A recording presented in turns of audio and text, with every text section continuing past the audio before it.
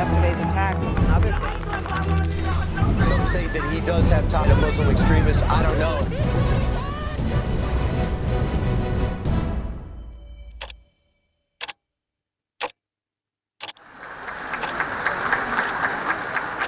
On October 23, 2019, Kais Saeid was sworn in as Tunisia's president. In his inaugural speech, Saied emphasized the importance of people power and vowed to combat rampant corruption in the country. ولا مجال للتساهل في أي مليم واحد من عرق أبناء هذا الشعب العظيم. As an independent candidate with no party, Kais Saeid won his 74% victory with support from disillusioned young Tunisians as he received 90% of the youth vote, according to the Sigma Institute.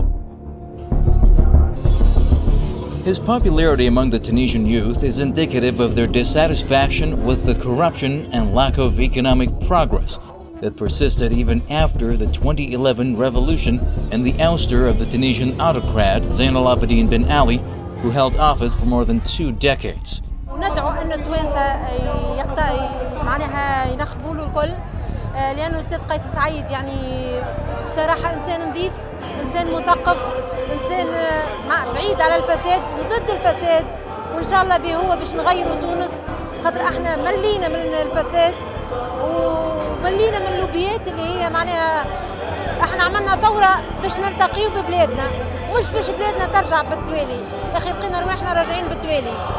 احنا إن شاء الله مع الأستاذ قيس سعيد يكون المستقبل أفضل ونأيدوه إن شاء الله. C'est les gens qui votaient pour M. Kais Saeid, c'est les jeunes qui sont pensé que le système qui a gouverné la Tunisie entre 2014, 2018 et 2019 a trahi leurs rêves et leurs espoirs. As president, Saied will have control over the country's defense, foreign policy, and national security. Interestingly enough, during his election campaign, Saied defined access to healthcare and water as part of national security.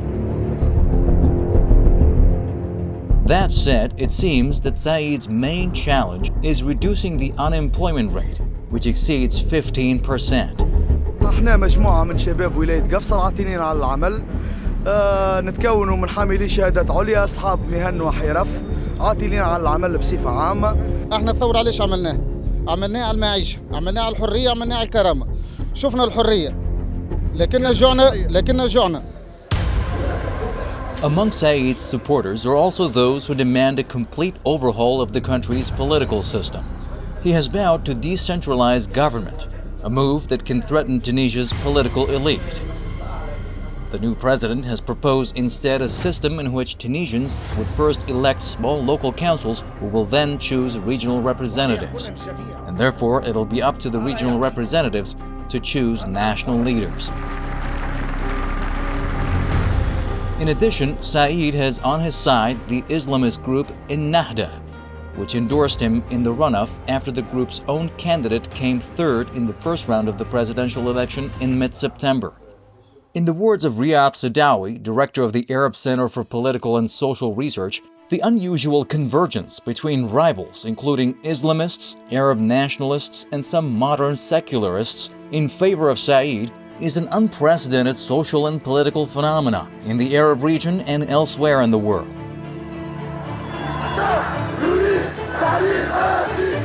بل هو موقف ضد الاحتلال وضد العنصرية، وآن الأوان للإنسانية جمعاء أن تضع حداً لهذه المظلمة.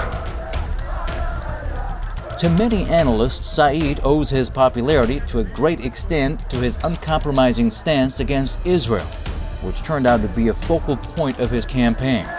Saied has reiterated that normalization with the Israeli regime should be considered as an act of treachery.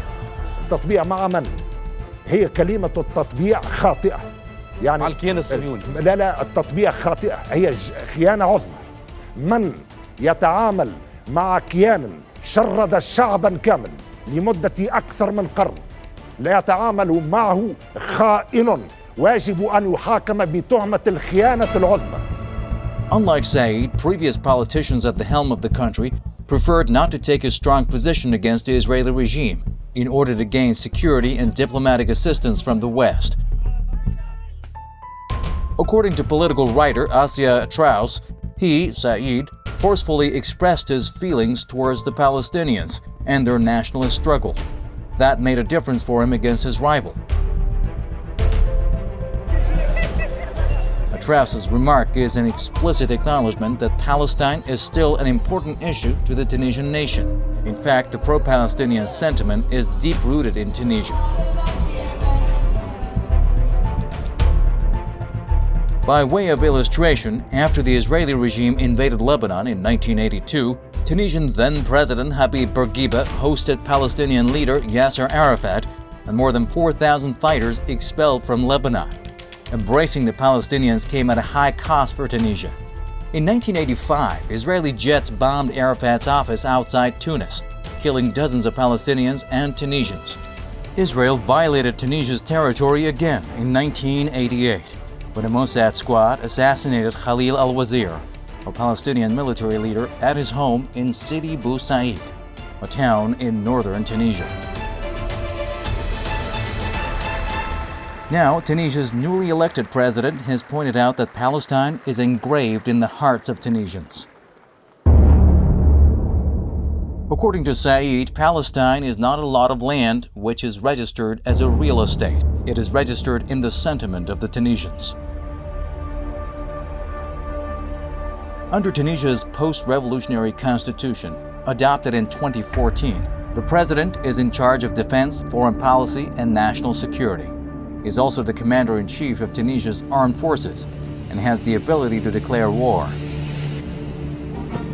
With these entitlements, there is no doubt that the issue of Palestine will come to the fore in Tunisia's foreign policy. علاقاتنا في الداخل ستبنى على الثقة وعلى المسؤولية. نحن في حاجة إلى تجديد الثقة بين الحكام والمحكومين. سنعمل في إطار الدستور باحترام كامل لقواعد الدستور. سنعمل أيضا في الخارج من أجل القضايا العادلة وأولها القضية الفلسطينية. However, Saied has made it clear that Tunisia would welcome Jewish people with no Israeli passport to visit the country's synagogues. The fact is, hundreds of Jews still live in Tunisia, where they enjoy a model of coexistence. Right now, even Minister of Tourism René Trabelsi is a Tunisian Jew, which is very unusual among the Arab states. Hundreds of Israelis, many of them of Tunisian origin, traditionally visit the country's Ghariba synagogue for an annual pilgrimage during the Lag BaOmer holiday. Back in June, René Trabelsi said there is no normalization, as that would require bilateral agreements. That the tourists come is no normalization. They have a right to visit, even if they live in Israel.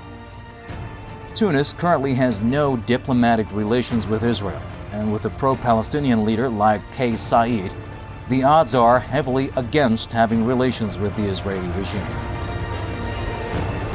The country's parliament was expected to vote last year on a draft law criminalizing ties with the Israeli regime. But the proposal did not get the endorsement of then-President Mohamed Beji Caid Essebsi, who died in July. But with Saied coming to power, the draft might get approved. It is very likely that other measures will be taken against the Israeli regime in Tunisia under the leadership of Saied, who is set to hold office for a 5-year term. Will he be the architect of a new country, one the Tunisian people have been longing for since the 2011 protests? That is a matter of wait and see.